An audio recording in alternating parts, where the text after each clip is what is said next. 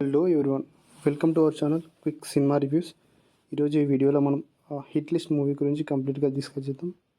ఆ మూవీ ఎలా ఉంది and movie duration and movie related complete discussion ఈ వీడియోలో డిస్కస్ చేద్దాం. మనం లేట్ చేయకుండా మూవీ రివ్యూలోకి వెళ్తే హిట్ లిస్ట్ ఇది మనకి జోనర్ వచ్చేసి మనకి క్రైమ్ అండ్ థ్రిల్లర్ బ్యాక్డ్రాప్లో రన్ అవుతుంది. అండ్ మూవీ డ్యూరేషన్ వచ్చి మనకి 2 hours 6 minutes ఉంటుంది.